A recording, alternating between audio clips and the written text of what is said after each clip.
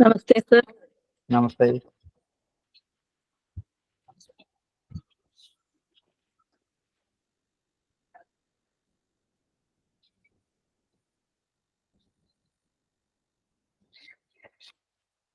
നമുക്ക് ആരംഭിക്കാം.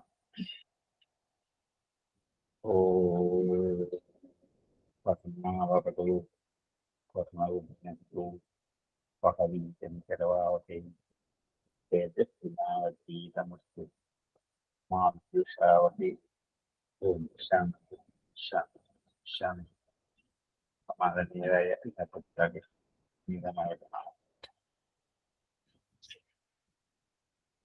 എൺപത്തിയേഴാം അധ്യായം ആരംഭിക്കല്ലേ?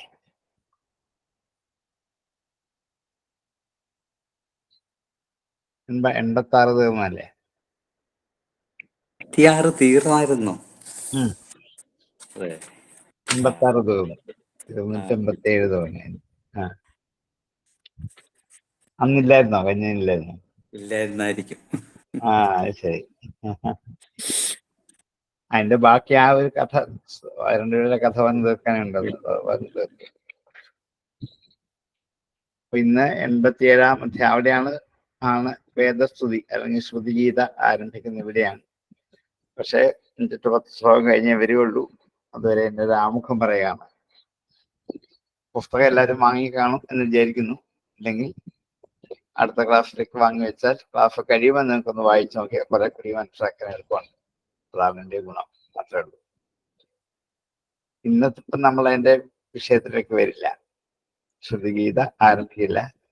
അധ്യായം തുടങ്ങും, പക്ഷെ കുറച്ച് കഴിഞ്ഞ് ശ്രുതിഗീതയിലേക്ക് വരും. അതായത് നമുക്ക് ആരംഭിക്കാം. ശ്രീമദ് ഭാഗവതം ദശമസ്കന്ധം 87-ാം അധ്യായം.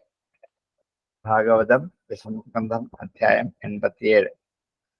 പരീക്ഷിതുവാചാം ബ്രഹ്മൻ ബ്രഹ്മണ്യനിർദ്ദേശേ ഗുണവർത്തയാം കഥം ചരന്തി ശ്രുതയ സാക്ഷാത് ഫതഫതപരേ. ഹേ ബ്രഹ്മൻ, സംബോധനയാണ്. ബ്രഹ്മജ്ഞാനിയുള്ളവനെ, വേദജ്ഞാനമുള്ളവനെ പരീക്ഷിത്ത് ശുഗനോട് ചോദിക്കുകയാണ്, അങ്ങ് വേദജ്ഞാനമുള്ളവനാണല്ലോ. ബ്രഹ്മണി അനിർദ്ദേശ്യേ, ബ്രഹ്മം എന്നുള്ളത് നിർദ്ദേശിക്കാൻ പറ്റാത്തതാണ്, അനിർദ്ദേശ്യമാണ്. നിർദ്ദേശിക്കുക എന്ന് വെച്ചാൽ ചൂണ്ടിക്കാണിക്കുക, പറയുക, ഇന്ദ്രിയങ്ങൾക്ക് വിഷയീഭവിക്കുക, ഇങ്ങനെയാണ് നിർദ്ദേശം നടക്കുന്നത്. പക്ഷേ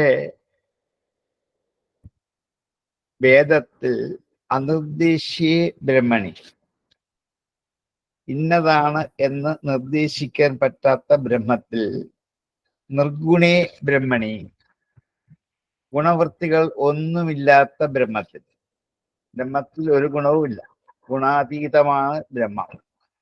സത്വരജസ്തമസിനെയൊക്കെ അപ്പുറത്താണ്.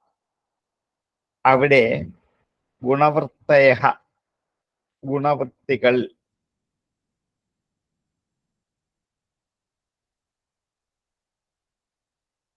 സത്വ രജസ് തമസ് എന്നുള്ള 3 ഗുണങ്ങൾ പ്രവർത്തിച്ചു കൊണ്ടിരിക്കുന്നതാണ് വേദങ്ങൾ.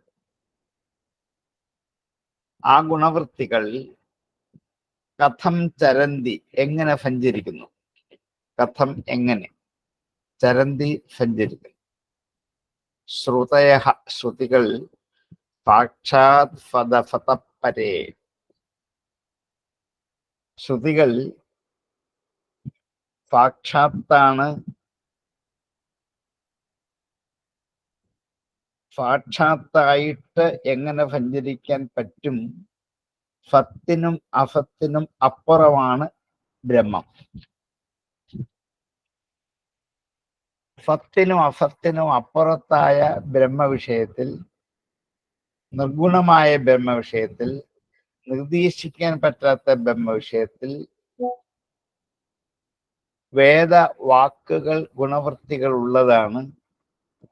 ആ ഗുണവൃത്തികളോടുള്ള വേദവാക്കുകൾ എങ്ങനെ സഞ്ചരിച്ച് ബ്രഹ്മത്തിൽ എത്തുന്നു എന്നുള്ളൊരു ചോദ്യമാണ്. യോഗനിദ്രയിൽ അധിഷ്ഠിതമായിരിക്കുന്ന ഭഗവാനെ ബ്രഹ്മാദികളായ ദേവന്മാർ പുരുഷസൂക്താദികളായ വേദമന്ത്രങ്ങൾ കൊണ്ടാണ് സ്തുതിക്കാറുള്ളത്. അപ്പം ബ്രഹ്മാദികളായ ദേവന്മാർ വേദം കൊണ്ട് ഭഗവാനെ സ്തുതിക്കലാണ്. അതുകൊണ്ട് ആണ് ഇതിന് ശ്രുതി ഗീത, ശ്രുതി കൊണ്ട് സ്തുതിക്കപ്പെടുന്നു എന്നുള്ള അർത്ഥം വരാൻ കാരണം. കഴിഞ്ഞ അധ്യായത്തിന്റെ ഒടുവില് എല്ലാ വേദമയമാണ് ബ്രാഹ്മണർ എന്ന്, വേദത്തിന്റെ അധിപതികളാണ്, അധീനരാണ് വിപ്രന്മാർ എന്ന് വിപ്രഗുണത്തെ പ്രശംസിച്ചുകൊണ്ടാണ് ഭഗവാൻ കഴിഞ്ഞ അധ്യായത്തിൽ ഉപസംഹരിച്ചത്. അങ്ങനെ സർവദേവമയനാണ് ഞാൻ, വിപ്രന്മാർ സർവവേദമയരാണ്, ഞാൻ സർവദേവമയനാണ്. ഈ രണ്ട് വാക്കുപയോഗിച്ചാണ് അവിടെ ശ്രുതദേവനെയും മിഥില രാജാവിനെയും അനുഗ്രഹിച്ച കഥ ഉപസംഹരിച്ചത് ഈ രണ്ട് വാക്കുകൾ ഉപയോഗിച്ചിട്ടാണ്. ബ്രാഹ്മണർ വേദമയന്മാരാണ്, ഞാൻ ദേവമയനാണ്. അങ്ങനെ വരുമ്പോൾ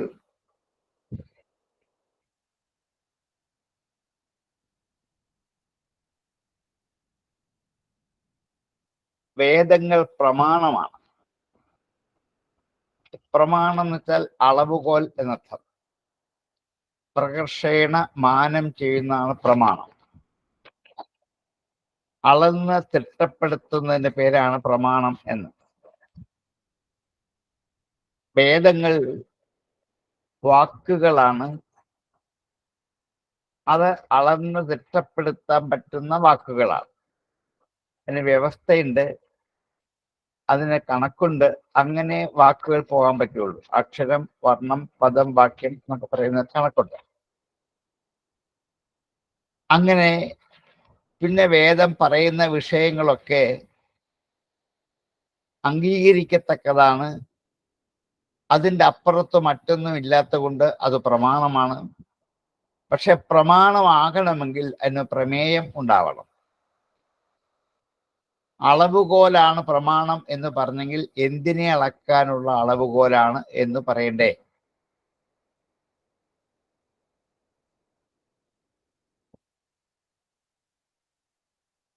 ഇപ്പം നമ്മൾ സാധാരണ ഈ വാക്ക് ഇപ്പോൾ ഉപയോഗിക്കുന്നത് വീട്ടിലെ വസ്തുക്കളുടെ, സ്ഥാവരജംഗമ വസ്തുക്കളുടെ പ്രമാണത്തെക്കുറിച്ച് പറയാനാണ്. അത് പ്രമാണം എഴുതി വെക്കുന്നത് എന്തിനെ സൂചിപ്പിക്കാനാണ്? ആ വസ്തുക്കളെ സൂചിപ്പിക്കാൻ.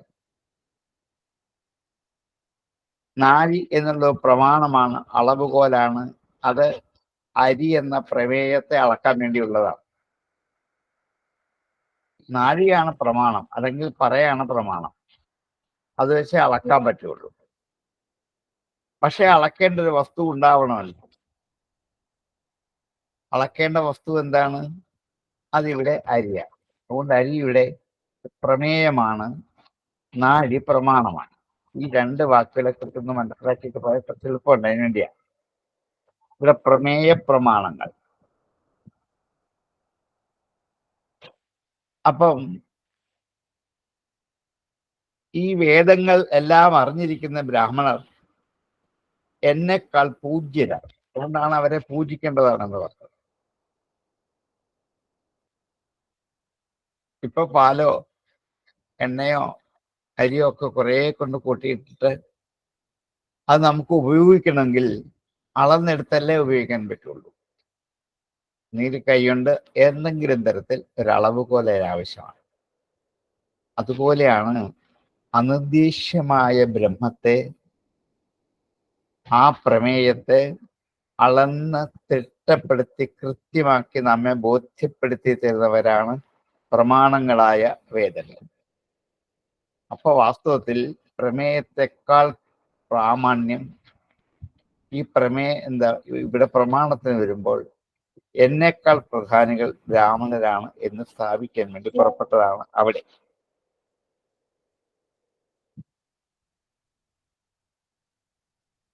അപ്പൊ ഇവിടെ അനിർദ്ദേശ്യവും നിർഗുണവും കാര്യകാരണങ്ങളോട് ബന്ധമില്ലാത്തതുമായ ബ്രഹ്മത്തിൽ എങ്ങനെ ശ്രുതികൃത്തികളായ വേദങ്ങൾ പ്രവർത്തിക്കുന്നു എന്നാണ് ചോദ്യം.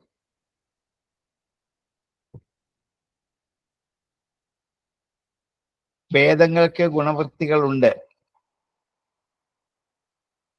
നാഴികൾക്ക് അല്ലെങ്കിൽ അളവുകോലുകൾക്ക് അളക്കാനുള്ള ഗുണങ്ങളുടെ വൃത്തികൾ അതിനകത്തുണ്ട്. അതുകൊണ്ടാണ് അതിനെ നമ്മൾ നാഴി എന്ന് നമുക്ക് കണ്ട് സാക്ഷാത്കരിച്ച് തിട്ടപ്പെടുത്തപ്പെട്ടവും.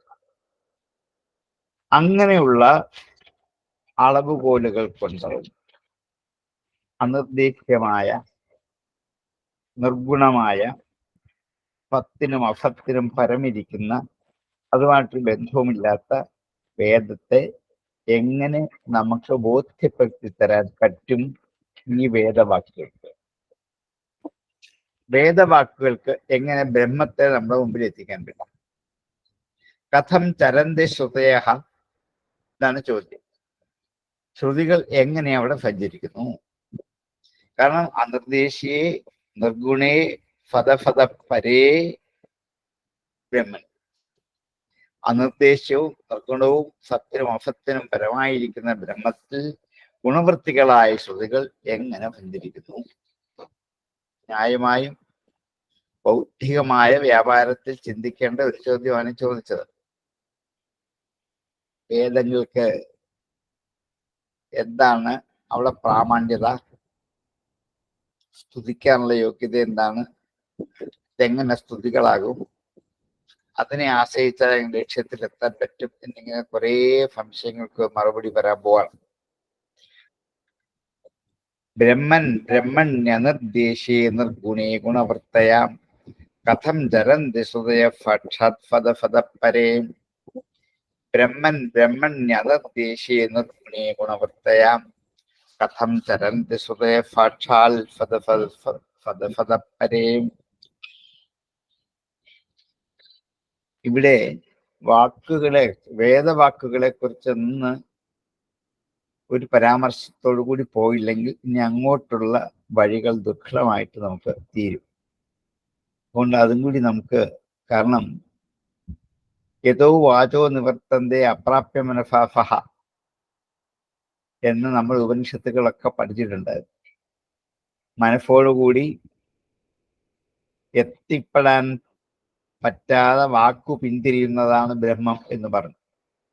അപ്പൊ ഈ വാക്കുകൊണ്ട് എങ്ങനെ ബ്രഹ്മത്തെ ബോധ്യപ്പെടുത്താൻ പറ്റും? ഇതാണ് ചോദ്യം. ഗുണവൃത്തേഹ ശ്രുതേഹ കഥം ചരന്തി.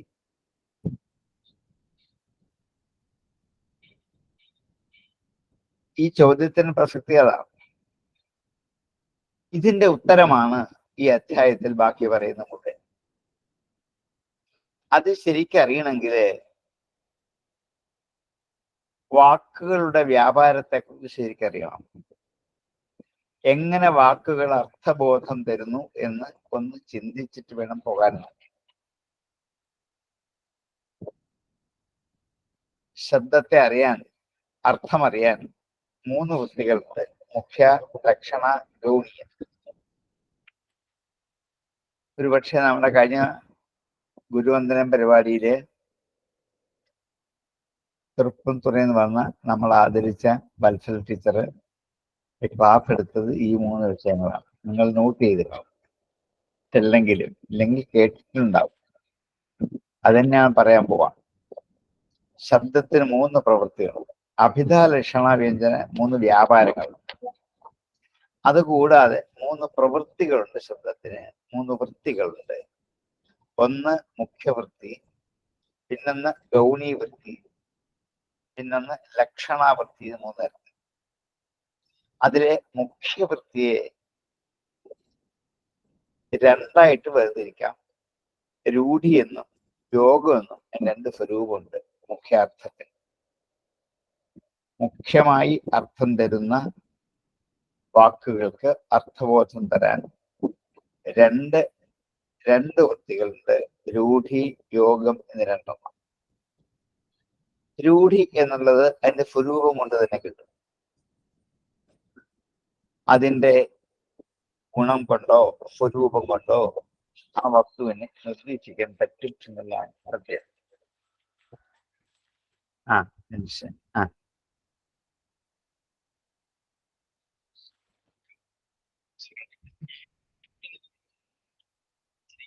ആ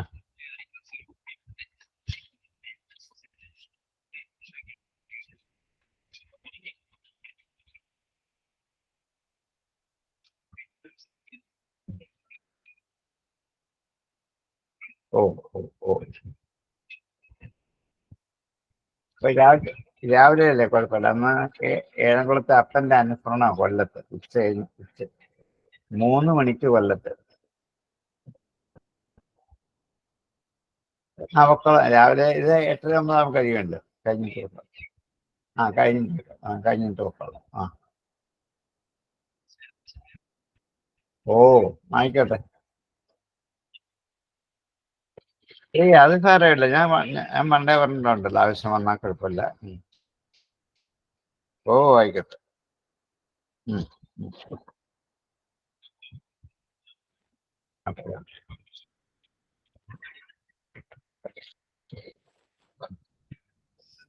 രൂഢി എന്ന് പറയുന്നത് അതിൽ രൂഢമായി ഉറച്ചിരിക്കുന്ന അർത്ഥമാണ്. ഫജ്ഞ കൊണ്ട് ഫജ്ഞയെ ബോധിപ്പിക്കുന്നതിൽ ഉറച്ചിരിക്കുന്നതാണ്. ബാലഹ എന്ന് പറഞ്ഞാൽ കുട്ടി എന്നുള്ള അർത്ഥം അവയവങ്ങൾ വേർതിരിക്കാതെ, ധാതു ഒന്നും എടുക്കാതെ അതിൻ്റെ അകത്ത് ഉറച്ചിരിക്കുന്ന അർത്ഥമാണ് എന്നുള്ളതിനാണ് രൂഢി എന്ന് പറയുന്നത്.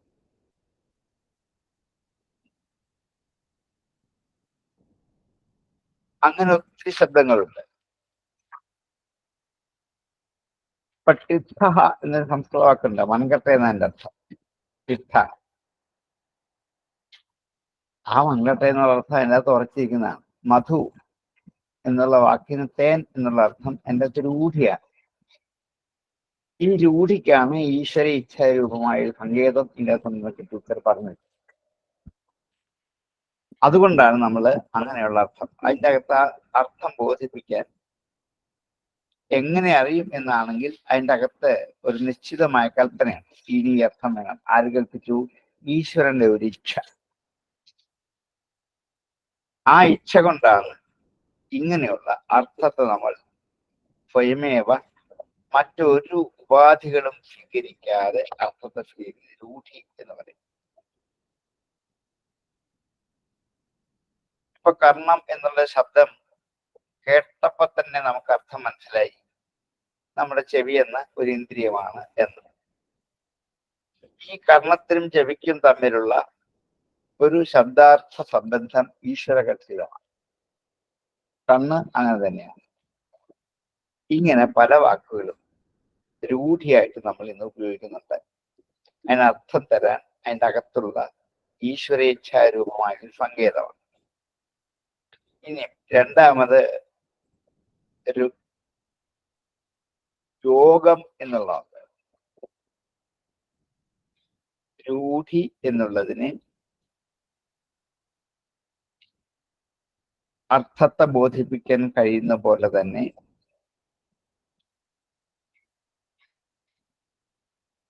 മുഖ്യമായ അർത്ഥത്തിനാണ് ഈ രണ്ടെണ്ണം ഉള്ളത്, രൂഢിയെന്നും യോഗം. യോഗം എന്ന വാക്ക് കേൾക്കുമ്പോൾ അറിയാം കൂടിച്ചേരുന്നതാണ്. രണ്ടെണ്ണം തമ്മിൽ കൂടിച്ചേരുന്നതാണ് യോഗം. രണ്ട് അവയവങ്ങളിൽ നിന്നും ഉണ്ടാക്കിയെടുക്കുന്ന അർത്ഥത്തെയാണ് ഇവിടെ യോഗം എന്ന് പറയുക. പങ്കത്തിൽ നിന്നും ജനിക്കുന്നത് പങ്കജം, മനഫിൽ നിന്നും ജനിക്കുന്നത് മനഫിജൻ കാമൻ. ഇങ്ങനെ മനസ്സിൽ ജനിക്കുന്നത് പലതും ഉണ്ട്, പക്ഷെ അത് കാമനിലേക്ക് മാത്രം അത് രൂഢിയായി മാറും. അപ്പൊ യോഗത്തിൽ നിന്നും നമുക്ക് അവയവം വേർതിരിച്ച് അർത്ഥം കണ്ടെത്താൻ പറ്റുന്നതിന്റെ പേര് യോഗം എന്നാണ്. ഈ രണ്ട് സ്വഭാവങ്ങൾ മുഖ്യ എന്നുള്ളതിനുണ്ട്. രണ്ടാമത്തെ വൃത്തി ലക്ഷണാവൃത്തിയാണ്. അത് നിങ്ങൾ പഠിച്ചിട്ടുണ്ട്, അഭിധ കഴിഞ്ഞ ലക്ഷണ എന്നുള്ളത്. മുഖ്യാർത്ഥത്തിന് ബാധ വരുമ്പോൾ അതുമായിട്ട് ചേർന്ന് മറ്റൊരർത്ഥത്തിലേക്ക് എത്തണം. ഇതിന്റെ പേരാണ് ലക്ഷണം. ആ ലക്ഷണയ്ക്ക് 3 വിഭാഗമുണ്ട്: ജഹൽ ലക്ഷണ, അജഹൽ ലക്ഷണ, ജഹദ ജഹൽ ലക്ഷണ. ഇതും ടീച്ചർ പറഞ്ഞാണ്. സ്വാർത്ഥത്തെ ഉപേക്ഷിക്കുന്നത് ജഹൽ ലക്ഷണ, സ്വാർത്ഥത്തെ ഉപേക്ഷിക്കാത്ത അജഹൽ ലക്ഷണ, ഉപേക്ഷിച്ചും ഉപേക്ഷിക്കാതെയും സ്വീകരിക്കുന്നത് ജഹലക്ഷണം എന്ന്. ഈ മൂന്നിനും ഉദാഹരണവും നമ്മൾ നേരത്തെ പല പ്രാവശ്യം കേട്ടതാണ്. ഒരുപക്ഷെ നിങ്ങൾക്ക് വീണ്ടും വീണ്ടും കേൾക്കുന്ന ഒരു പുതുമയായിട്ട് തോന്നിച്ചേക്കാം. എങ്കിലും ഈ ഒരു വെളിച്ചത്തിൽ വേണം നമുക്ക് അങ്ങോട്ട് പോകാൻ വേണ്ടിയിട്ടാണ്. അപ്പൊ അതില് ലക്ഷണ എന്ന് പറയുന്നത് കുന്തങ്ങൾ പോകുന്നു എന്ന് പറയുന്ന കേട്ടാൽ കുന്തം തന്നെ പോവില്ല. ആ വാക്കിന് വാച്യാർത്ഥം ചേരില്ല, മുഖ്യാർത്ഥം ചേരില്ല, യോഗവും ഇല്ല, രൂഢവും ഇല്ല. അങ്ങനെ വരുമ്പോൾ രണ്ടാമത്തെ ഗൗണാർത്ഥം സ്വീകരിക്കണം, ലക്ഷണാർത്ഥം സ്വീകരിക്കണം. ആ ലക്ഷണാർത്ഥത്തില് കുന്തം പിടിച്ചുകൊണ്ട് ആൾക്കാരാണ് പോകുന്നത് എന്ന്. കുട പിടിച്ചുകൊണ്ട് മനുഷ്യർ പോകുമ്പോൾ കുടകൾ പോകുന്നു എന്ന് പറയുന്ന പോലെ, കുന്തങ്ങൾ പോകുന്നു എന്ന് പറയുന്നത് പോലെ അവിടെ എന്താണ് അവിടെ ഈ പോകുന്നു എന്നുള്ള അർത്ഥത്തില് ആ പോകൽ എന്നുള്ളതിന് നേരിട്ട് വാച്യാർത്ഥമായിട്ട് ബന്ധമില്ല. അതിനൊരു ഇടയ്ക്കൊരു ഏജന്റ് വന്നു ചേരണം. അപ്പം പ്രസിദ്ധമായ ഗമനം എന്നുള്ള അർത്ഥവും ഇവിടെ ചേരാതെ വരും. അതിനെ ത്യജിക്കും, ജഹത്തായ ലക്ഷണം. അതിനെ ത്യജിച്ചിട്ട് മറ്റൊന്നിലേക്ക് ഇത് വ്യാപരിക്കും. അപ്പൊ കുന്തം പിടിച്ചുകൊണ്ട് പോകുന്ന വേറൊരാളുടെ കുന്താഹഗച്ഛന്തി എന്നുള്ള വാക്ക് കുന്തയുക്ത മനുഷ്യാഹഗച്ഛന്തി എന്നല്ല. അത് നമ്മൾ രണ്ടാമത് എടുക്കുക. രണ്ടാമത്തെ വ്യാപാരമാണ് എന്ന ലക്ഷണം എന്ന് പറയാം. ഇനി എന്താ, ചിലത് അത് ചേർത്തുകൊണ്ട് തന്നെയാണ്. കുന്തം പിടിച്ചുകൊണ്ട് കുട പിടിച്ചുകൊണ്ട് ആൾക്കാർ പോകുമ്പോൾ അതിൻ്റെ അകത്ത് എന്താണ്, അതിൻ്റെ അർത്ഥത്തെ ഉപേക്ഷിക്കാതെയും അതിൻ്റെ അർത്ഥത്തെ ഉപേക്ഷിച്ചും ചേർത്ത് പറയും. ഗംഗയിൽ കുടിലൊക്കെ ഉദാഹരണം ധാരാളം കേട്ടിട്ടുണ്ട്. അവിടെയും ഇതന്നെയാണ്. ഗംഗയിൽ കുടിലിരിക്കില്ല, സ്വാർത്ഥം വിട്ടു, ഗംഗയുടെ തീരത്താണ് എന്നുള്ള രണ്ടാമത്തെ അർത്ഥത്തിലേക്ക് എത്തി. ഗംഗയിൽ നിന്നും ഒഴുക്കും പ്രവാഹവും ബാധിക്കാത്ത മറ്റു സ്ഥലത്ത്, ശാന്തമായ സ്ഥലത്ത് വീട് വെച്ചു എന്നുള്ള അർത്ഥത്തിലേക്ക് നമ്മൾ എത്തുമ്പോൾ അതിൻ്റെ യഥാർത്ഥമായ അർത്ഥം ഉപേക്ഷിക്കുകയും എന്നാൽ ഉപേക്ഷിക്കാതിരിക്കുകയും ചെയ്യാം. ജഹലക്ഷണം എന്നിങ്ങനെ മൂന്ന് തരത്തിൽ.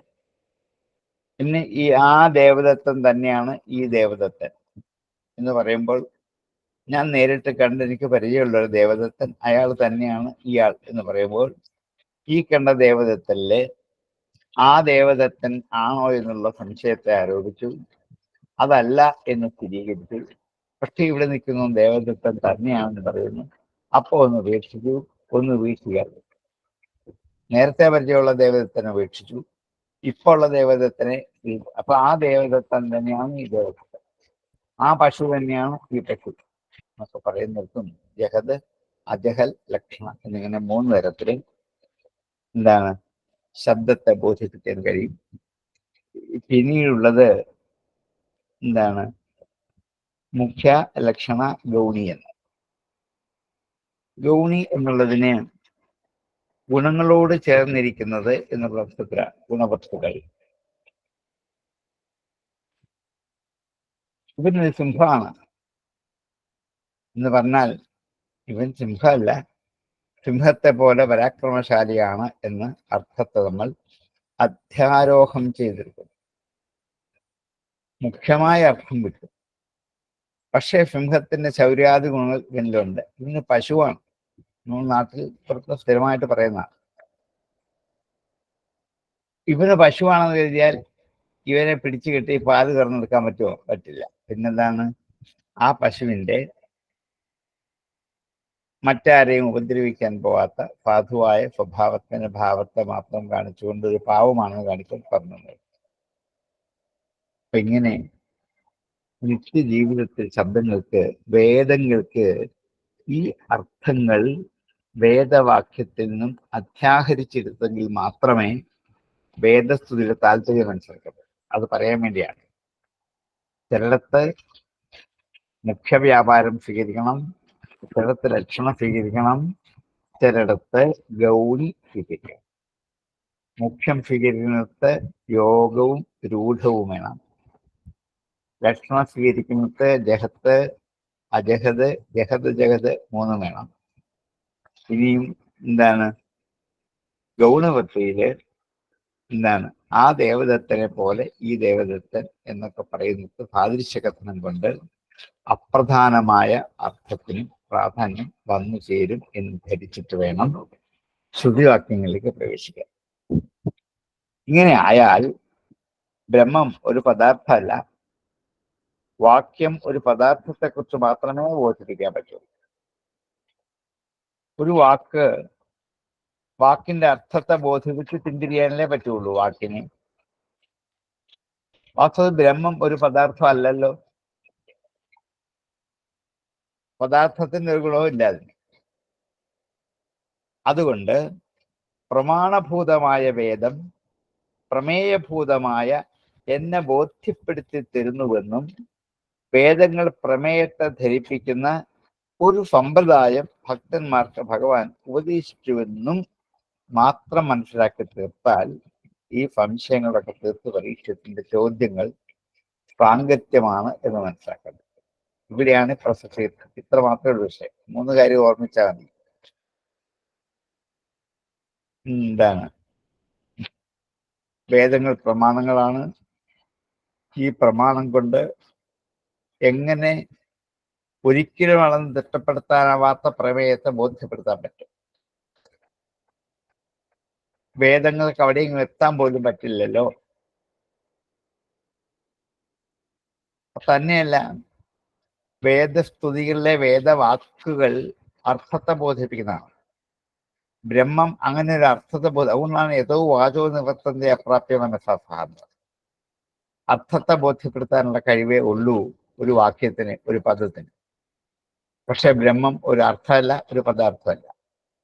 അപ്പൊ പിന്നെ ശ്രുതിവാക്യങ്ങൾ എങ്ങനെ ബ്രഹ്മത്തെ ബോധ്യപ്പെടുത്തുന്നു എന്ന് അങ്ങ് പറഞ്ഞത് എങ്ങനെ ശരിയാകും എന്ന് പരീക്ഷിച്ച് ചോദിച്ചു. അപ്പോഴാണ് എങ്ങനെയാണ് ഇത് ബോധ്യപ്പെടുന്നത് കാണിക്കാൻ 3 വ്യാപാരം വാക്കുകളിൽ അധ്യാരോപണം ചെയ്തത്.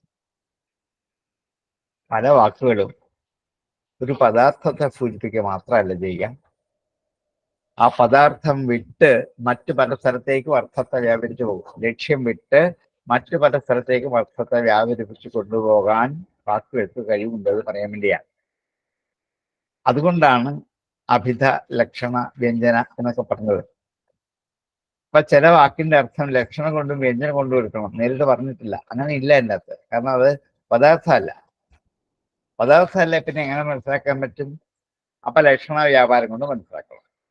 ലക്ഷണ വ്യാപാരത്തിൽ ജഹതും അജഹതും പറ്റില്ല, ജഹദ് അജഹദ് മാത്രം സ്വീകരിക്കണം. പിന്നെ ഗൗണീ വ്യാപാരം സ്വീകരിക്കണം. എന്നിങ്ങനെ ശബ്ദവ്യാപാരങ്ങളെ നന്നായി മനസ്സിലാക്കിയിട്ടെങ്കിൽ മാത്രമേ ശ്രുതി എന്തിനെയാണ് ബോധ്യപ്പെടുന്നത്? ഒരു പദാർത്ഥത്തെ അല്ല ബോധ്യപ്പെടുത്തുന്നത്. അതുകൊണ്ട് ബ്രഹ്മം ഒരു പദാർത്ഥമല്ല, അതൊരു ശക്തിയാണ്. ആ ശക്തിയെ ബോധ്യപ്പെടുത്താനുള്ള ശക്തി വാക്കുകളുടെ ഉള്ളിലുണ്ട്, പദങ്ങളുടെ ഉള്ളിലുണ്ട്.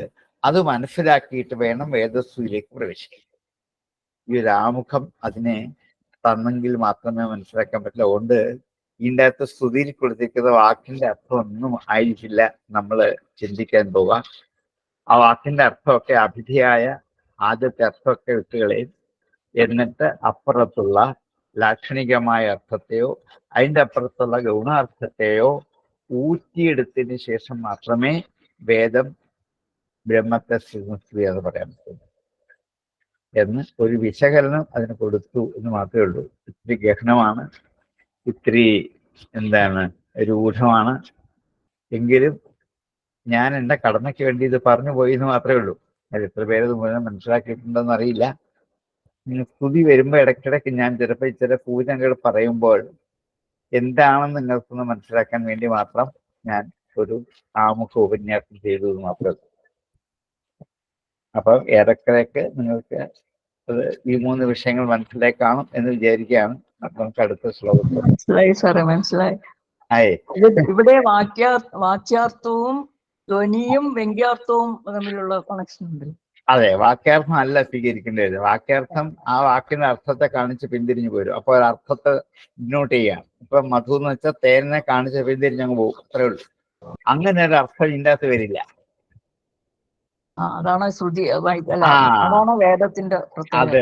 അതെ അതെ. അതുകൊണ്ടാണ് വേദവാക്യങ്ങൾ, വേദസ്തുതികൾ ലാക്ഷണികമാണ്, വ്യംഗ്യമാണ്.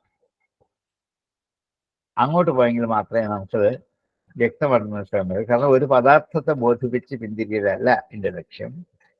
ആ ബ്രഹ്മം എന്ന ശക്തിയെ ഈ വാക്കിന്റെ ശക്തി കൊണ്ട് നമ്മളിലേക്ക് ഉദ്ബോധിപ്പിക്കൽ മാത്രമേ പറ്റുള്ളൂ. നമ്മുടെ മനസ്സിൽ വേദസ്തുതി കൊണ്ട് നമ്മൾ മറ്റേ പരമമായ സത്യത്തിലേക്ക് എത്തിച്ചേരുന്നു അത്രേ ഉള്ളൂ. അതെ, അതുകൊണ്ടാണ് ബ്രഹ്മം സ്തുതിക്കാൻ പുറപ്പെട്ടത്.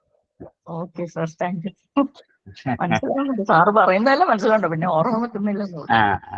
അത്രയും ഒരു ആമുഖം ഇല്ലെങ്കിൽ പിന്നെ ഇടയ്ക്കിടയ്ക്ക് ഞാനിത് പറയുമ്പോൾ നിങ്ങൾക്ക് മനസ്സിലാതെ. ഞാനിത് ചുരുക്കിയാ പറഞ്ഞേ, വ്യാകരണ ശാസ്ത്രങ്ങളിലേക്ക് പോയില്ല. ഇതിനെക്കുറിച്ച് വിസ്തരിച്ച് പറഞ്ഞു പഠിക്കാം. പക്ഷെ ഇവിടെ ഭാഗവതം പഠിക്കലാണ് വിഷയം. അതുകൊണ്ട് ഞാൻ അങ്ങോട്ട് പോകുന്നില്ല. ഒന്ന്, എൻ്റെ വിഷയം ഭാഗവതം പഠിപ്പിക്കലാണ്, വ്യാകരണം പഠിപ്പിക്കലല്ല എന്നുള്ളത് കൊണ്ട് അങ്ങോട്ട് പോകുന്നില്ല. വാക്കർത്ഥം എന്നുള്ള വിഷയത്തിലേക്ക് പോകുന്നില്ല. പക്ഷെ ഇവിടെ ഇത് അറിയണമെങ്കിൽ ഇത്രയും ആവശ്യമാണ് എന്നുള്ളത് കൊണ്ടൊരു പശ്ചാത്തലം ഒന്ന് പറഞ്ഞു വെച്ചു എന്ന് മാത്രം. അഥവാ പ്രകാശത്തില് പിന്നെ ടീച്ചർ കുറെ ഇതൊക്കെ പറഞ്ഞിരുന്ന അല്ലേ? അന്ന് വത്സൽ ടീച്ചറിന്റെ ക്ലാസ് തന്നെയായിരുന്നു, ഈ 3 വിഷയമായിരുന്നു. അതെ, ഈ 3 വിഷയങ്ങൾ നല്ലപോലെ പറഞ്ഞായിരുന്നു. പറഞ്ഞതാ. അതെ അതെ അതെ. എന്തെങ്കിലും ഒന്ന് കിട്ടുമായിരിക്കും. പിന്നെ തീർച്ചയായിട്ടും പിന്നെ അത് കേൾക്കുമ്പോൾ ആ ഓർമ്മ പുതുക്കാനും പറ്റും. പിന്നെ ഞാൻ ഇടയ്ക്ക് ചില വാക്കുകളൊക്കെ പറയുമ്പോൾ അവിടെയൊക്കെ ഈ ആശയങ്ങൾ ഉൾക്കൊള്ളിച്ച് പറയേണ്ടി വരും. അപ്പൊ നിങ്ങളൊന്ന് ഓർത്തിരിക്കാൻ വേണ്ടി പറഞ്ഞു തരും. അടുത്ത ശ്ലോകത്തിലായിട്ട് പ്രവേശിക്കട്ടെ. ശ്രീ ശുകൗവാചാം ബുദ്ധീന്ദ്രിയമനഃപ്രാണാൻ ജനാനാമസൃജത് മാതാർത്ഥം ച ഭവാർത്ഥം ച ആത്മനേയകൽപ്പനായതാം. ബുദ്ധി, ഇന്ദ്രിയ, മനഃപ്രാണാൻ.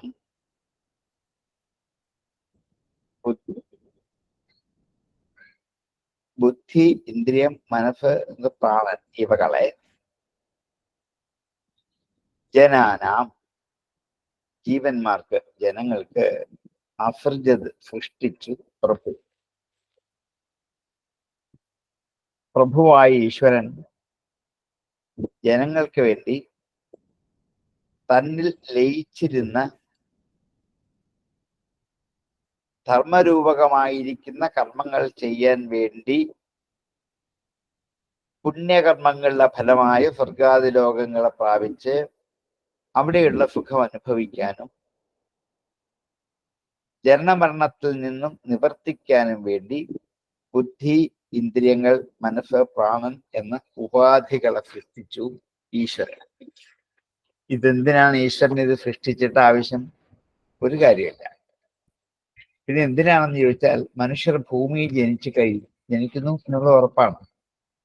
അങ്ങനെ ജനിച്ചാൽ അവരെ ലക്ഷ്യത്തിലേക്ക് അടുപ്പിച്ചു കൊണ്ടുപോകണമെങ്കിൽ, അവര് ഈ സംസാരമാകുന്ന സമുദ്രത്തിൽ വള്ളം തുഴഞ്ഞ് ലക്ഷ്യത്തിലേക്ക് അവരെ എത്തിക്കണമെങ്കിൽ അവർക്ക് നല്ല ബുദ്ധി, നല്ല ഇന്ദ്രിയം, നല്ല മനസ്സ്, നല്ല പ്രാണൻ ഇവകളെ ഉണ്ടാക്കി കൊടുക്കണം. ഇതുകൊണ്ടേ കർമ്മം ചെയ്യാൻ പറ്റും. കർമ്മേന്ദ്രിയങ്ങളും ജ്ഞാനേന്ദ്രിയങ്ങളും കൊണ്ടാണ് കർമ്മം ചെയ്യുന്നത്. ആ കർമ്മം ചെയ്യാൻ മനസ്സൊരു കാരണമാണ്. ആ മനസ്സിനെ പ്രേരിപ്പിക്കുന്നത് ബുദ്ധിയാണ്. ഇവയ്ക്ക് എല്ലാം നിയമിപ്പിക്കുന്ന ഘടകമാണ് പ്രാണൻ. വാസ്തവത്തിൽ ഈ 4 എണ്ണമാണ് ശരീരത്തിന്റെ കർമ്മ ഉദ്യോതകങ്ങളായ പ്രമാണങ്ങൾ. ഇത് 4ഉം സ്വീകരിച്ചുകൊണ്ടാണ് ഒരു ജീവൻ ഇവിടെ കർമ്മങ്ങൾ ചെയ്തുകൊണ്ടേയിരിക്കുന്നത്. അതുകൊണ്ട് എല്ലാം നടത്തുന്ന സർവശക്തനായ ഈശ്വരൻ,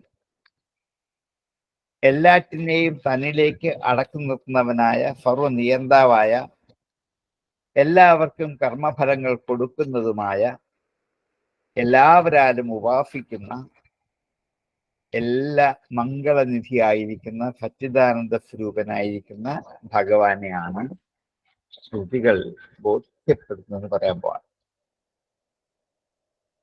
ബ്രഹ്മത്തിൽ അന്തർലീനമായിരിക്കുന്ന ഐശ്വര്യ ശക്തിയാണ് ശ്രുതികൾ ബോധ്യപ്പെടുത്തുന്നത്. ഈ പ്രപഞ്ചത്തിൽ സംഭവിക്കുന്ന ഓരോന്നും, ഇടിമിന്നൽ, മഴ, ഭൂകമ്പം എന്നിങ്ങനെ പ്രപഞ്ചത്തിൽ ഭൗതികമായി സംഭവിക്കുന്ന അനേക തരത്തിലുള്ള വിശേഷങ്ങൾ ഈ സർവശക്തന്റെ നിയന്ത്രണത്തിൽ കൊണ്ട്, വിധേയത്തിൽ കൊണ്ട് മാത്രമേ സംഭവിക്കുള്ളൂ എന്ന് ആ സർവശക്തനെ ഉപാസിച്ചറിയുന്ന ഒരാൾക്ക് മാത്രമേ മനസ്സിലാവൂ. അങ്ങനെയുള്ള ഒരാൾക്ക് മനസ്സിലാകാൻ വേണ്ടിയാണ് സ്തുതികൾ ആ ശക്തിയെ സ്തുതിക്കുന്നത്. ഇപ്പൊ വേദങ്ങൾ ആരെ സ്തുതിക്കുന്നു എന്ന ചോദ്യത്തിന്റെ മറുപടി പുറത്താക്കി.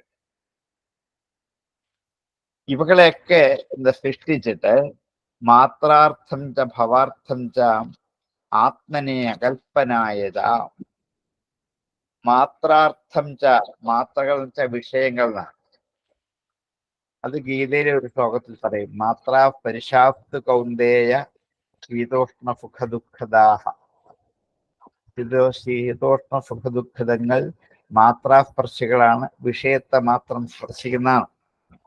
അതുകൊണ്ട് മാത്രയ്ക്ക് വിഷയം എന്നാണ് അർത്ഥം. മാത്രാർത്ഥം വെച്ച വിഷയങ്ങളെ അനുഭവിക്കാൻ വേണ്ടിയാണ് ഇന്ദ്രിയങ്ങളും മനസ്സും പ്രാണനും ബുദ്ധിയൊക്കെ തന്നിരിക്കുന്നത്. ഇവിടുത്തെ വിഷയങ്ങൾ അനുഭവിക്കാൻ വേണ്ടി തന്നെയാണ്. ഭവാർത്ഥം ച, അഭിവൃദ്ധിക്ക് കാരണമായ കർമ്മങ്ങൾ ചെയ്യാൻ വേണ്ടിയാണ്. 5 ഇന്ദ്രിയങ്ങൾ തന്ന് കർമ്മം ചെയ്യാൻ വേണ്ടിയാണ്. അത് ഈ സംസാരത്തിന്റെ അഭിവൃദ്ധിക്ക് ആവശ്യവുമാണ്, നമ്മുടെ വളർച്ചയ്ക്കും ആവശ്യമാണ്. ആത്മനെ, തനിക്ക് വേണ്ടിയിട്ടുള്ളതാണ്. ഈ പ്രപഞ്ചത്തിൽ മുഴുവൻ വ്യാപരിക്കുന്ന ആത്മസ്വരൂപമായ ആ ശക്തിക്കും കൂടി വേണ്ടിയിട്ട് അകൽപ്പനായത, കൽപ്പനകളെ നിവർത്തിക്കാനും കൂടി വേണ്ടിയിട്ടാണ് ബുദ്ധിയിന്ദ്രിയങ്ങൾ തന്നത് എന്ന് ബുദ്ധിയിന്ദ്രിയ മനസ്സിന്റെയും പ്രാണന്റെയും ആവശ്യകത എന്താണ് എന്ന് സൂചിപ്പിക്കാൻ. അകൽപ്പനായത, കൽപ്പനകൾ ഇല്ലാതാക്കാൻ വേണ്ടിയിട്ടാണ്, സങ്കല്പങ്ങളെ നിവർത്തിപ്പിക്കാൻ വേണ്ടിയിട്ടാണ്. കൽപ്പന നിമിത്തമാണ് ജനന മരണ ബന്ധത്തിൽ നിന്നും നിവർത്തിക്കാൻ നമുക്ക് പറ്റാതെ വരുന്നത്. അപ്പം ഇതിനോടുള്ള കൽപ്പനയിൽ നിന്നും പിന്തിരിയാൻ സാധിച്ചാൽ മാത്രമേ ഇത് കഴിയും. അതിനുവേണ്ടി തന്നെയാണ് ഇന്ദ്രിയവും മനസ്സും ബുദ്ധിയൊക്കെ തന്നത്. ഭൗതികമായ സുഖങ്ങളൊക്കെ അനുഭവിക്കണം, അത് വേണം. അതേപോലെ ഭൗതികമായ കർമ്മങ്ങളെല്ലാം ചെയ്യണം, അതും വേണം. അതിൽ പുണ്യകർമ്മങ്ങളും പാപകർമ്മങ്ങളും പലതുമുണ്ട്. പുണ്യകർമ്മം ചെയ്താൽ സ്വർഗത്തിലേക്ക് പോകാം, പാപകർമ്മം ചെയ്താൽ നരകത്തിലേക്ക് പോകാം എന്ന് രണ്ടിന്റെയും ഫലപ്രാപ്തിയെക്കുറിച്ച് നമ്മെ ബോധ്യപ്പെടുത്തിയിട്ട് പുണ്യകർമ്മം ചെയ്യാനുള്ള വാസനയെ വളർത്തിക്കൊണ്ടുവരാൻ വേണ്ട കർമ്മ പദ്ധതികൾ ആവിഷ്കരിച്ച് തരികയും ചെയ്തിട്ടുണ്ട്. ഇവിടൊക്കെ ഇത്രയും ചെയ്തിട്ടുണ്ട്. എന്നിട്ട് ഇവിടെയുള്ള സുഖങ്ങളൊക്കെ അനുഭവിച്ചിട്ട് ഇവിടെ നിന്നും മറ്റൊരു ലോകത്തിലേക്ക് പോകുമ്പോൾ അവിടെ കിട്ടുന്ന ആത്മാനുഭൂതിയുടെ സുഖവും കൂടി അനുഭവിപ്പിക്കാൻ വേണ്ടിയിട്ടാണ് ഇന്ദ്രിയങ്ങളും മനസ്സും പ്രാണനും ബുദ്ധിയൊക്കെ നമുക്ക് ഇതിനു വേണ്ടിയാണ് സൃഷ്ടിച്ചത്. ബുദ്ധിയിന്ദ്രിയ മനഃപ്രാണാൻ ജനാനാം അസൃജത് പ്രഭു മാത്രാർത്ഥം ച ഭവാർത്ഥം ച ആത്മനെ അകൽപ്പനായത. ഈ 4 ഗുണങ്ങൾക്ക് വേണ്ടിയാണ് എന്ന് മനസ്സിലാക്കിക്കൊണ്ട് ഇന്ദ്രിയത്തെ ഉപകരിക്കണം, മനസ്സിനെ ഉപകരിക്കണം, ബുദ്ധിയെ ഉപകരിക്കണം, പ്രാണനെ ഉപകരിക്കണം.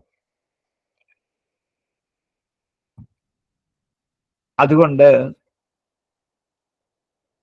ഞാൻ എന്ന് പറയുന്നത് ബുദ്ധിയല്ല, ഇന്ദ്രിയല്ല, മനസ്സല്ല, ശരീരമല്ല എന്ന് ഓരോരുത്തർക്കും ബോധ്യപ്പെട്ട് ഇതൊക്കെ എനിക്ക് തന്ന ഒരാൾ തന്നെയാണ് ഞാൻ, അദ്ദേഹത്തിന്റെ ശക്തിയാണ് എന്നിലുള്ളത് എന്ന്, ഞാൻ പരമാത്മ സ്വരൂപനായ ഈശ്വരനാണെന്ന്, തത്വമസി എന്ന്, അഹം ബ്രഹ്മാസ്മി എന്ന് ഉറപ്പിച്ചു ബോധ്യപ്പെട്ടെങ്കിൽ മാത്രമേ ബ്രഹ്മസാക്ഷാത്കാരം എന്ന വിഷയത്തിലേക്ക് എത്തു. ബ്രഹ്മത്തെ നമുക്ക് തിരിച്ചറിയാൻ പറ്റുമല്ലോ. ജീവൻ വാസ്തവത്തിൽ അല്പജ്ഞനാണ്, അശക്തനാണ്, പരിച്ഛിന്നനാണ്. പക്ഷെ പരമാത്മാവ് അങ്ങനെയല്ല, അനൽപനാണ്, സർവശക്തനാണ്, അതേപോലെ സർവവ്യാപിയാണ്. അങ്ങനെയുള്ള ആ വസ്തുവാണ് രണ്ടും ഒന്നാണെന്ന് നമുക്ക് തിരിച്ചറിയേണ്ടത്. പരസ്പര വിരുദ്ധങ്ങളാണ് രണ്ടും, ഇതെങ്ങനെ ഒന്നായി തീരും എന്ന് നമ്മെ ബോധ്യപ്പെടുത്തലാണ് വേദത്തിന്റെ സ്വഭാവം. അപ്പൊ ഇത്തിരി ക്ലിഷ്ടത അവിടെ. തീയും വെള്ളവും പോലെ പരസ്പര വിരുദ്ധമാണ് ജീവാത്മാവും പരമാത്മാവും. തത്വമൊഫീനും അഹം ബ്രഹ്മാസ്മീനും ഉള്ളത് കൊണ്ട് ഇതിനെ ബോധ്യപ്പെടുത്തുന്നത്. ഇതെങ്ങനെ ബോധ്യപ്പെടുത്താൻ പറ്റും? അവിടെയാണ് ശ്രുതികളുടെ പ്രശ്നം. വേദമാണ് ഇവയെ പാകപ്പെടുത്തി നമ്മുടെ മുമ്പിലേക്ക് എത്തിക്കുന്നത്. ഈ ജ്ഞാനത്തിന് ആസ്പദമായിരിക്കുന്ന ബ്രഹ്മത്തിൽ ജീവനും ഈശ്വരനും ഒരുപോലെ നിലനിൽക്കുന്നു. അതുകൊണ്ട് ഈ വാക്യത്തിൽ ബ്രഹ്മത്തിൽ നമ്മിൽ തതുകൊണ്ട്, ത്വമുണ്ട്, ജീവാത്മാവുണ്ട്, പരമാത്മാവുണ്ട്, പരസ്പര വിരുദ്ധങ്ങളാണ്. ഇവയെ ഒന്നിച്ചാക്കി മാറ്റുന്നു. ഇതൊക്കെ ഒരു സാമാന അധികരണത്വം ഉണ്ടാക്കും. അതുകൊണ്ട് ഈ വേദവാക്യത്തിലെ സ്തുതി കൊണ്ടും ജഹദജഹൽ ലക്ഷണ കൊണ്ട് വിട്ടും വിടാതെയും ലക്ഷണം സ്വീകരിച്ച് അർത്ഥം പറഞ്ഞ് സഗുണത്തെ പ്രതിപാദിച്ച ശ്രുതി നിർഗുണത്തിൽ ചെന്ന് പര്യവസാനിക്കുന്നു. പോയം ദേവദത്ത എന്നുള്ള വാക്യത്തിൽ ഇതാണ് തത്വമസി എന്നുള്ള വാക്യത്തിന്റെ യഥാർത്ഥ ജ്ഞാനം എന്ന് അതും കൂടി മനസ്സിലാക്കിയിട്ട് വേണം ബ്രഹ്മത്തിലേക്ക്. ഇവിടിപ്പം ന്യായശാസ്ത്രത്തിലൂടെയും മീമാംസയിലൂടെയൊക്കെ പോയെങ്കിലേ ന്യായ മീമാംസ വ്യാകരണം മൂന്നിനും കൂടെ പോകണം. എങ്കിൽ മാത്രമേ ശ്രുതിയുടെ അർത്ഥം മനസ്സിലാക്കാൻ പറ്റുള്ളൂ. അതിനുവേണ്ടി അല്ലെങ്കിൽ ഇതൊക്കെ ന്യായമായ സംശയങ്ങൾ. ഇതെങ്ങനെ പറ്റും? ഇങ്ങനെ വേദങ്ങൾക്ക് സ്തുതിക്കാൻ എന്താണ് അധികാരം? സ്തുതിക്കണമെങ്കിൽ ഇപ്പൊ ഞാൻ ഈശ്വരനെ സ്തുതിക്കുന്നത് എനിക്ക് കൺമുമ്പിൽ കാണാൻ പറ്റുന്ന ഒരു ഈശ്വരനെയാണ് സ്തുതിക്കുന്നത്. അങ്ങനെ ഒരാൾ അല്ലല്ലോ ബ്രഹ്മം. എങ്ങനെ സ്തുതിക്കാൻ പറ്റും? ഇതാണ് പരീക്ഷത്തിന്റെ ചോദ്യം. അത് ഉപനിഷത്തുകളിൽ കൂടെ എങ്ങനെ ബ്രഹ്മത്തെ സാക്ഷാത്കരിക്കാം എന്നുള്ളത് സാറ് നേരത്തെ ഇനിയിപ്പോ ഇത് പറയുമ്പോ ആ ലക്ഷണയും ഗൗണിയും വരുന്നിടത്തുനിന്ന് പ്രത്യേകിച്ച് സാറെന്ന് പറഞ്ഞാൽ മതി. മുഖ്യാർത്ഥം നമുക്ക് മനസ്സിലാകുന്ന മറ്റേ രണ്ടും. അപ്പൊ പലയിടത്തും എന്താണ് ഈ മുഖ്യാർത്ഥങ്ങൾ ചേരാതെ വരും. കാരണം അതിന് അർത്ഥത്തെ പിന്തിരിപ്പിച്ചു പോകാനുള്ള ലഘുവായ കഴിവേ ഉള്ളൂ. പക്ഷെ അതല്ല വേദവാക്യങ്ങൾ. അതുകൊണ്ടാണ് ശ്രുതികൾ അത്ര ഗഹനമായി തീരാൻ കാരണം. അതാണ് സാധാരണക്കാർക്ക് അപ്രാപ്യമാണ്, മനസ്സിലാക്കില്ല എന്നൊക്കെ പറഞ്ഞ് മാറ്റിവെച്ച് ഇതൊക്കെ കൊണ്ട് തന്നെയാണ്. പക്ഷെ അതിലേക്ക് എത്താൻ നമുക്ക് അധികാരമുണ്ട്, യോഗ്യതയുണ്ട്. പക്ഷെ ആ എത്താൻ പാകത്തിന് വാച്യാർത്ഥം വിട്ട് മറ്റർത്ഥം. ഇത് ലോകത്തിൽ ശാസ്ത്രാബോധം നമുക്കുണ്ടെങ്കിൽ മാത്രമേ ഇത് ലോകത്തിൽ നമ്മൾ സ്വീകരിച്ചുകൊണ്ടിരിക്കുന്നത് തന്നെയാണ്. കാരണം അവിടെയൊക്കെ ജനങ്ങളുടെ മഹാപ്രളയമാണ് എന്ന് പറഞ്ഞാൽ ജനങ്ങൾ കിടക്കുന്ന പ്രളയം എടുക്കണം. അതെ, ഇതുപോലാണ് വേദം പറയാൻ പോകുന്നത് പറഞ്ഞേ. ജനങ്ങളുടെ പ്രളയം ഉണ്ടാവില്ലല്ലോ. പ്രളയം ഉണ്ടാകണേ എന്ത് വേണം? വെള്ളം വേണം. അപ്പൊ പിന്നെ എന്ത് ചെയ്യും? വെള്ളവും വിട്ട് ജനങ്ങളിലേക്ക് വന്നിട്ട് ജനങ്ങൾ ധാരാളം വെള്ളം കയറി വരുന്ന പോലെ തിങ്ങി പറക്കുന്ന ഒരു സ്ഥലത്തെ ആണ് എന്ന് മറ്റൊരർത്ഥത്തിലേക്ക് നമ്മൾ പോവുകയല്ലേ? അതെ അതെ, ഗംഗാതീരെ. അതെ, അതുപോലെ ഇവിടെ കടലാസിന്റെ പ്രളയമാണ്.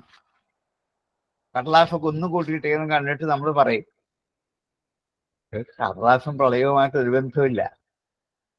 അപ്പൊ അവിടെയൊക്കെ ആ വാച്യാർത്ഥം വിട്ടിട്ട് ജഹദജഹൽ ലക്ഷണം സ്വീകരിച്ചുകൊണ്ട്, കാരണം ഇവിടെ കടലാസുമുണ്ട്, പ്രളയമുണ്ട്. നമ്മുടെ സാമാന്യ വ്യവഹാരത്തിലും ഈ കാര്യങ്ങളൊക്കെ നമ്മൾ ഉപയോഗിക്കുന്നുണ്ട്. അതുകൊണ്ടാണ് ഞാൻ പറഞ്ഞത് ഇതൊരു പുതുമയല്ല. ശാസ്ത്രമായിട്ട് പഠിക്കുമ്പോൾ നമ്മൾ വിഷമം തോന്നി.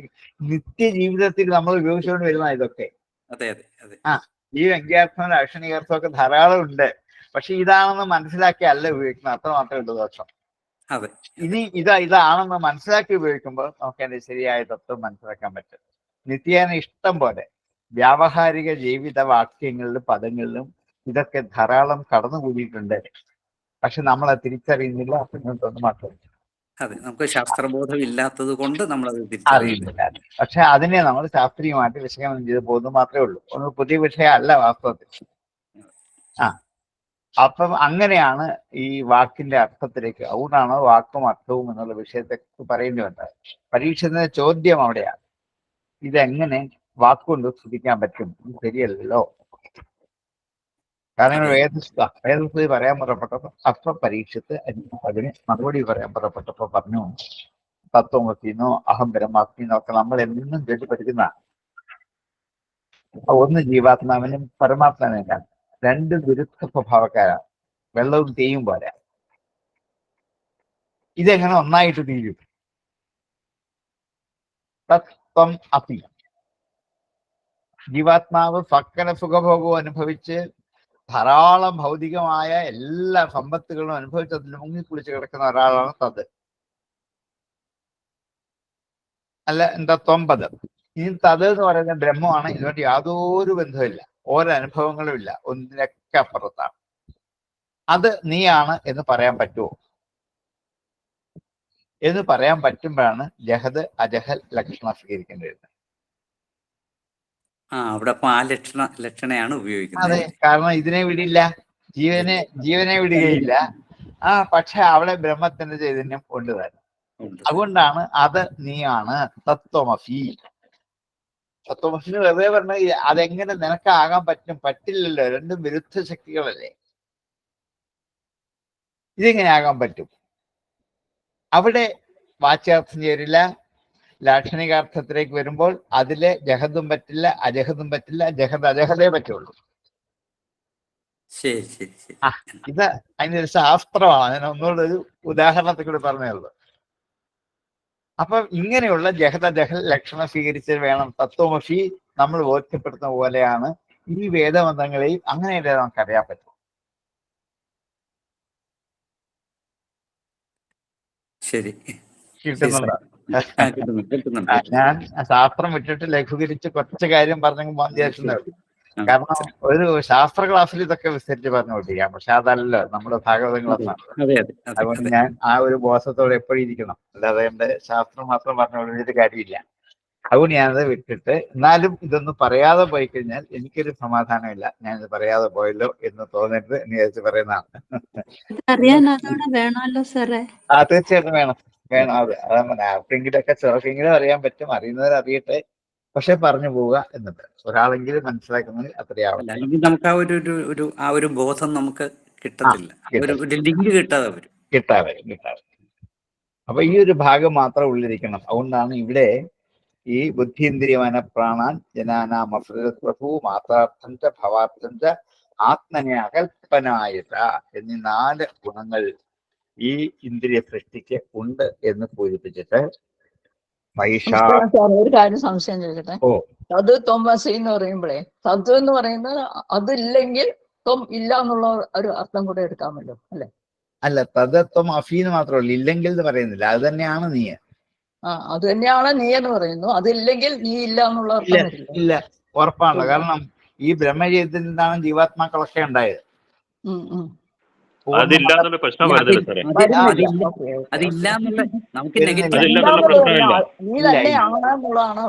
അതെ, പൂർണ്ണമത പൂർണ്ണമിതം പൂർണ്ണമുദച്ഛേ, അതിൽ നിന്നാണ് ഇതെല്ലാം ഉണ്ടാവുക. അതുകൊണ്ട് തത്പദമാണ് ആദ്യം. അതുകൊണ്ടാണ് തത് ത്വം അഫീൻ തത്പദം ആദ്യം ഉപയോഗിച്ചതാ. വേണേ തിരിച്ചു പറയാനല്ലോ, ത്വം തദ് അഫീൻ. അത് പറ്റില്ല. ബുദ്ധിപൂർവ്വം ഉപയോഗിച്ച 2 വാക്കാണ്. തത്വം അഫീ, അതാണ് ഉള്ളത്, അതാണ് സത്യം, അതാണ് ബ്രഹ്മം, അതാണ് ഉള്ളത്. അതുകൊണ്ട് അതിൽ നിന്നും ഉണ്ടായ നീ അത് തന്നെയാണ്. Okay, thank you sir. നീ അതാ ക്ലാരിഫൈ ചെയ്യാൻ വേണ്ടി അതെ ചോദിച്ചതാണ്. അതെ നീ അതായി തീരേണ്ടതാണ്, നീ അതായി മാറുക തന്നെ ചെയ്യും. Okay sir, thank you. പക്ഷെ നീ മാറി നിന്നപ്പോൾ നീ വേറെയാണെന്നും പലതാണെന്നും വിരുദ്ധ ശക്തിയാണെന്നും ഒക്കെ നീ സ്വയം വിചാരിച്ച് അഭിനയിച്ചു നിന്നത് മാത്രമേ ഉള്ളൂ. വാസ്തവത്തിൽ നീ അത് തന്നെയാണ് എന്ന് ബോധ്യം. അത് തന്നെയാണ്. ഓക്കെ, നല്ല എക്സ്പ്ലനേഷൻ അത്. ഓ സംശയമുള്ള തീർത്തു പോകണം, എന്നാലേ പറ്റുള്ളൂ.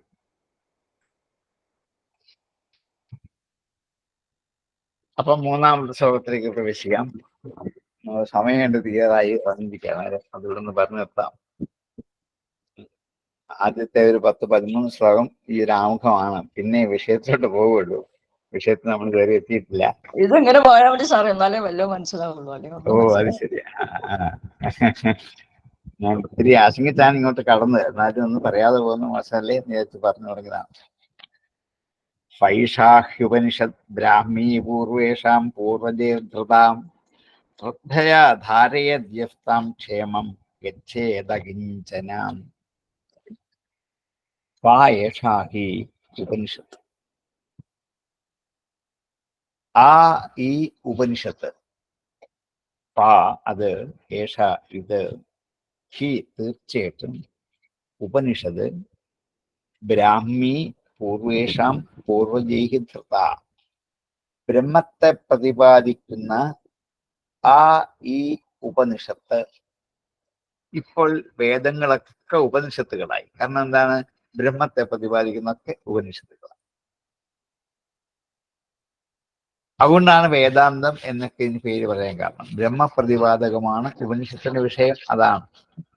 അതിനുവേണ്ടി പല പല വഴി കൂടി സഞ്ചരിച്ചിട്ട് ലക്ഷ്യത്തിലേക്ക് എത്തുക തന്നെ ചെയ്യും. പൈഷാഹ്യുപനിഷത്ത് ബ്രാഹ്മി പൂർവേഷാം പൂർവജൈഹി ധൃത, മുമ്പുള്ളവരുടെ പൂർവജന്മാരാൽ ധരിക്കപ്പെട്ട വിഷയമാണ് ഇത്. പൂർവേഷാം പൂർവജൈഹി ധൃതാം, മുമ്പുള്ളവരുടെയും മുമ്പുള്ളവരാൽ നന്നായി ധരിച്ച് ഉറപ്പിച്ച വിഷയമാണ് ഇത്. ഞാനിപ്പം നിന്നോട് പറയുന്ന ഒരു പുതിയ വിഷയം ഞാൻ തൽക്കാലത്തേക്ക് തട്ടിക്കുട്ടി ഉണ്ടാക്കിയെടുത്തൊരു അറിവല്ല ഇത്. ഇത് പൂർവികന്മാരും അവരുടെ പൂർവജന്മാരുമായ ആൾക്കാർ നന്നായിട്ട് ഉള്ളിൽ ഉറപ്പിച്ച് ബോധ്യപ്പെടുത്തി വന്ന വിഷയമാണ് ഇത്. ശ്രദ്ധയാ ധാരേയ, ആരാണ് ഇത് ശ്രദ്ധയോടെ ധരിക്കുന്നത്? താം ക്ഷേമം ഗച്ഛേത് അകിഞ്ചന, അതിനെ ആരാണോ ഇങ്ങനെ ധരിക്കുന്നത് അവരെ അകിഞ്ചന, എല്ലാത്തിൽ നിന്നും വിട്ട ഒന്നുമില്ലാത്തവനായിട്ട് ക്ഷേമം ഗച്ഛേത്, ക്ഷേമത്തെ പ്രാപിക്കും.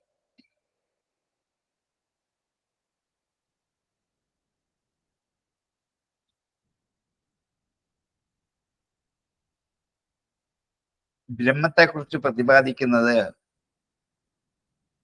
കാര്യകാരണജ്ഞാനത്തെ ജീവന്മാർക്ക് ഉപദേശിക്കുന്ന ഉപനിഷത്ത് തന്നെയാണ്.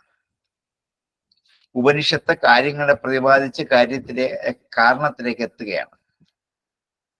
അത് ഈ ഉപനിഷത്ത്, ഇവിടെ ഉപനിഷത്ത് എന്ന് പറയുന്നത് ബ്രഹ്മവിദ്യ തന്നെയാണ്, ബ്രഹ്മത്തെ തന്നെയാണ്. അത് പൂർവന്മാരുടെയും മുമ്പുള്ള പൂർവജന്മാരൊക്കെ നന്നായി ധരിച്ചുറപ്പിച്ചതാണ്. അതുകൊണ്ട് ഇത് ശ്രദ്ധയോടുകൂടി ആരാണോ ഇപ്പം കേട്ട് ധരിച്ച് ഉറപ്പിക്കുന്നത് അവർ എല്ലാ ഉപാധികളിൽ നിന്നും മുക്തരായി തീരും എന്നുള്ളത് ഇനി പ്രത്യേകിച്ച് പറയേണ്ട ആവശ്യമില്ല. ഇതിൻ്റെ അകത്ത് അന്തർഹിതമാണ് ഈ ഫലം. ഉപനിഷത്ത് വാക്യങ്ങൾ ഗുരുമുഖത്തുനിന്ന് കേട്ട് പിടിക്കണം. എന്നിട്ട് അർത്ഥവിചിന്തനം ചെയ്യണം, സംശയങ്ങൾ തീർക്കണം, അത് ഉറപ്പിക്കണം. ഇതിന്റെ പേരാണ് ധാരണ. നമുക്ക് ഉപനിഷത്ത് പഠിക്കുമ്പോൾ എത്രയാണ് വേണ്ടത്?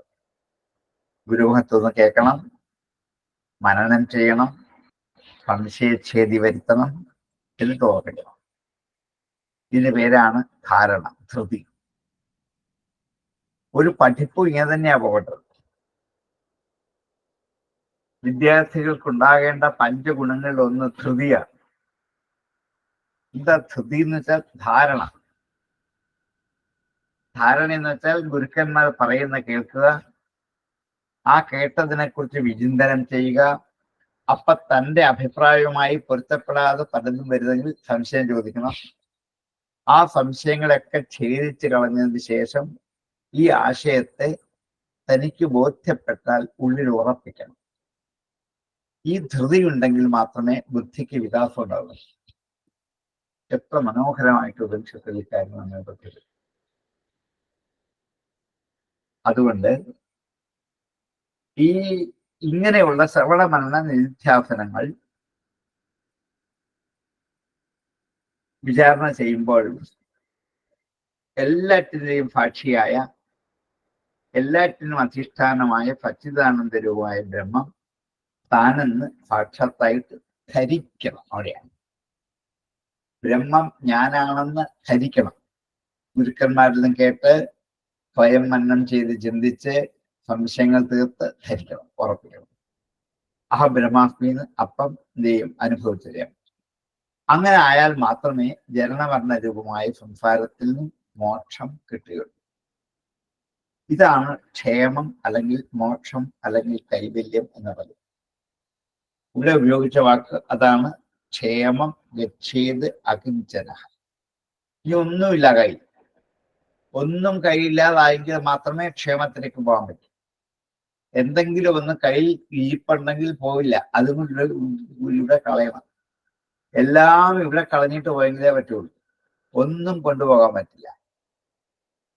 അതുകൊണ്ട് ഈ പദവിയെ ബോധിപ്പിക്കലാണ് പൂർവാചാര്യന്മാരും അവരുടെ ആചാര്യന്മാരും അനുഭവിച്ച സാക്ഷികളാണ് അവര്.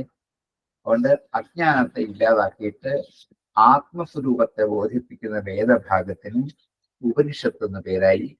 ഈ ബ്രഹ്മഭാവത്തെ അനുഭവപ്പെടുത്തുന്നു എന്നതാണ് ഉപനിഷത്ത് പദത്തിന്റെ അർത്ഥം എന്ന് ഇവിടെ താൻ ഉപനിഷത്ത് എന്ന വാക്ക് സ്വീകരിച്ചത് മുമ്പ് പറഞ്ഞ പോലെ ഉപനിഷത്തെന്ന രൂഢിയും യോഗവും സ്വീകരിക്കരുത്.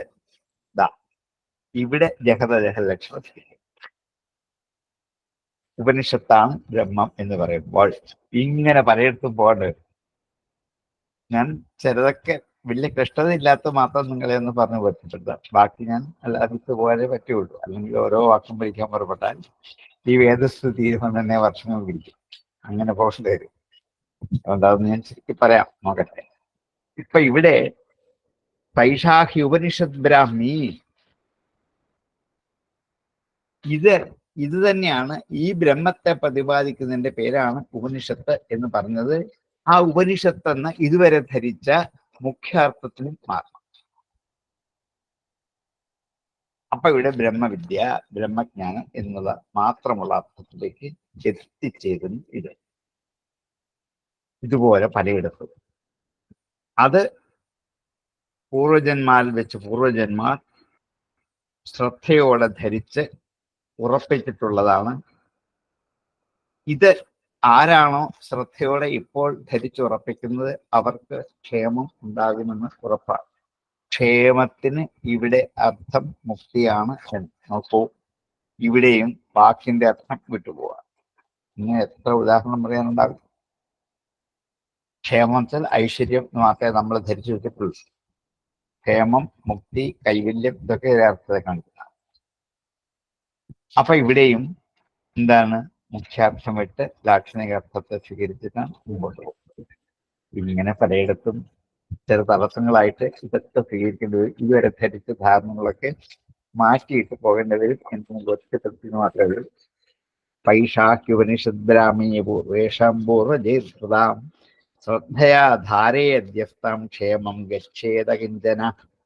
പൈഷാഹ്യുപനിഷദ്ബ്രാഹ്മീ പൂർവേഷാം പൂർവജേതാം ശ്രദ്ധയാ ധാരയദ്യസ്താം ക്ഷേമം ഗച്ഛേത കിഞ്ചന.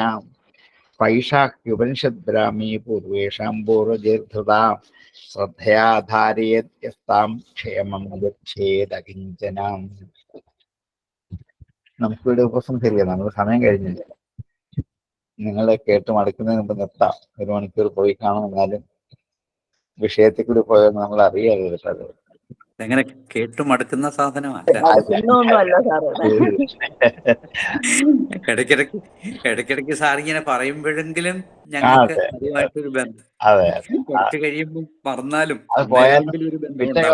അത് വീണ്ടും കേൾക്കുക. അത് നമുക്ക് ചെയ്യാനുള്ളത്. അർത്ഥം അറിയാതെ വായിച്ചിട്ടും ഭാഗവതം പഠിക്കുന്നില്ല സർ. ഇല്ലില്ല, ശരിയാ, മടുക്കല്ല. അല്ല, ബാക്കി പുസ്തകം വായിച്ചാൽ മടുക്കും, പക്ഷെ ഭാഗവതം മടുക്കല്ല. ഇല്ല. അതുകൊണ്ടായിരിക്കും പറയുന്നത് സർവ്വശാസ്ത്രങ്ങളും പഠിച്ചതിന് ശേഷം വേണം ഭാഗവതം നമ്മൾ തീർച്ചയായിട്ടും. ഇപ്പൊ തന്നെ നമുക്ക് മനസ്സിലായില്ലേ, ഇതൊന്നും മനസ്സിലാക്കണമെങ്കിൽ ഇത്രയും സാമാന്യ ബോധമില്ല, മനസ്സിലാക്കാൻ പറ്റുമല്ലോ. അല്ലെങ്കിൽ പറ്റൂല. അപ്പം അത്ര നിസ്സാരമായ ആർക്കും വന്ന് കയറി കളിക്കാൻ പറ്റിയ ഇടയല്ല ഭാഗവതം എന്ന് പലപ്പോഴും ബോധ്യപ്പെടും.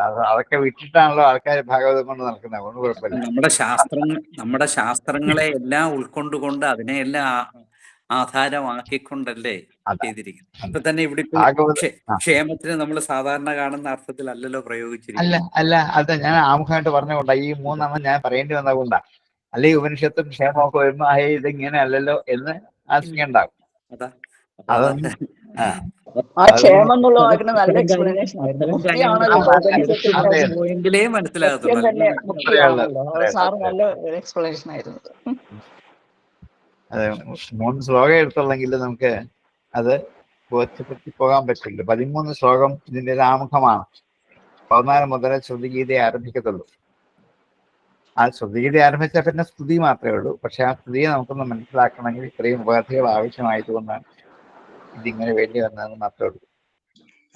ബ്രഹ്മത്തെ കുറിച്ചല്ലേ പറയുന്നത്? ബ്രഹ്മത്തെ കുറിച്ചല്ലേ പറയുന്നത്? അതെ. ഉപനിഷത്തല്ലേ അത് വരുന്നത്? ഉപനിഷത്തിലെ നമ്മൾ ബ്രഹ്മത്തെ കുറിച്ച് തന്നെയല്ലേ പഠിച്ചിരിക്കുന്നത്? ആണ് പറയുന്നത്. ഉപനിഷത്തിന്റെ വാക്യാർത്ഥം വരുമ്പോ നീ ഫത് എന്നല്ലേ, അടുക്കലിരുന്ന് പഠിക്കുന്നതല്ലേ വാക്കിനർത്ഥം. ആ അർത്ഥം വിടും. അത് വിട്ടിട്ട് ശരിക്കുള്ള അർത്ഥം തന്നെ. അതാണ് ഇതുവരെ പറഞ്ഞുകൊണ്ടുവന്നതാ. വാക്യാർത്ഥം ഉപനിഷത്ത് തത്വമാണ് നമ്മൾ പഠിക്കാൻ പോകുന്നത്. രണ്ടാമത്തെ അർത്ഥത്തിലേക്ക് നമ്മൾ വ്യാപരിക്കും. ഇങ്ങനെ പലയിടത്തും ഇത് വേണ്ടി വരും.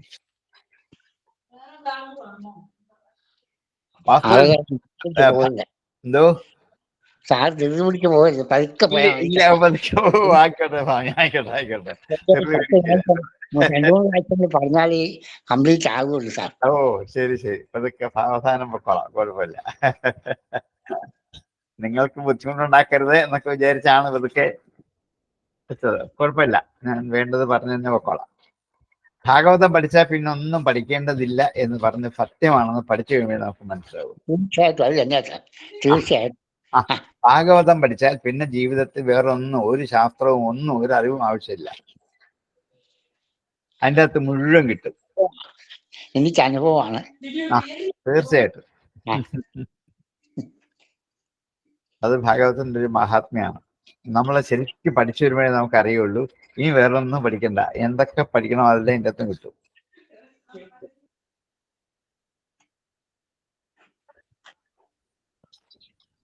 അപ്പൊ അങ്ങനെയുള്ള ഇന്നിവിടെ ഉപസംഹരിക്കാം. ബാക്കി നമുക്ക് അടുത്ത ദിവസം.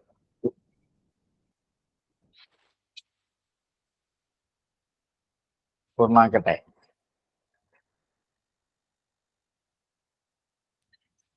ഓം പൂർണ്ണമദ പൂർണ്ണമിദം പൂർണ്ണാത് പൂർണ്ണമുദച്യതേ പൂർണ്ണമാദായ പൂർണ്ണമേവാവശിഷ്യതേ. ഓം ശാന്തി ശാന്തി ശാന്തി. നമസ്കാരം സാർ. നമസ്കാരം സാർ. നമസ്കാരം.